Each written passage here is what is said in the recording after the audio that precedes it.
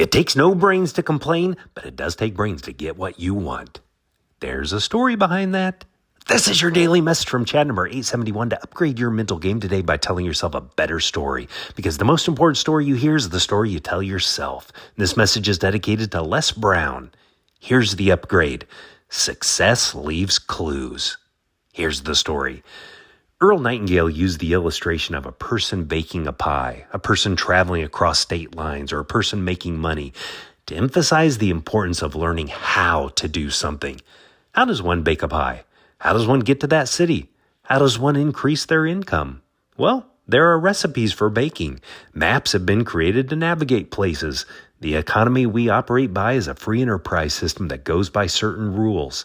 The recipe, map, and rules answer the question how. Nightingale said, "You see, a woman who does not think about baking an apple pie for dinner tonight will never think of looking up the recipe for apple pie. Without the decision for pie, there's no motivation for checking out the recipe. A man who does not think about driving his car to St. Louis, Missouri or Nacogdoches, Texas will never get road maps which show how to get to St. Louis or Nacogdoches. And a man who never decides to make more money will never think of learning how, of looking up the rules for earning more money," end quote. How to go about getting what you want is an important question to answer. The majority complains about what others have or what they themselves don't have.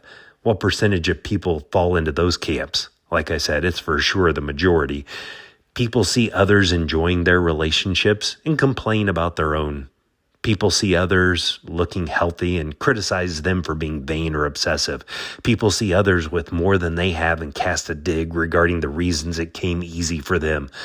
Opinions of others does nothing to change your situation. Opinions of others does nothing to change your situation. Channel the energy given to other situation into your own. The steps are pretty clear. They are not easy, but they're easy to understand. Step 1 is deciding what you want. Step 2 is finding the recipe for what you want. Step 3 is gathering the ingredients. And step 4 is to follow the recipe. If you want a healthy marriage, there are plenty of recipes. How many people have been married in the history of humanity? I'm sure you can find 1 or 2 examples of a successful marriage.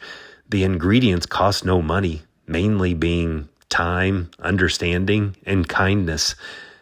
The better story to tell yourself is, I have made a decision for what I want, and I'm following the recipe for how to get it.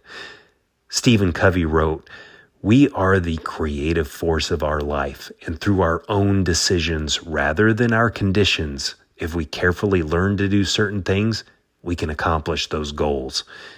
It doesn't take any brains to complain, but it does take brains to decide what you want. You have to make up your mind what it is you want, and you have to learn the recipe, follow the map, and understand the rules. That takes brains. Tell me a story of the power of having a recipe to fromchadsmith@gmail.com. These messages have been listened to by people in 33 countries. Can you believe that? Will you send this to someone you think would benefit from this story right now? You can download my book, The Most Powerful Story in the World, by going to fromchad.gumroad.com. The transcript of this message and hundreds of others are always available at www.fromchad.com.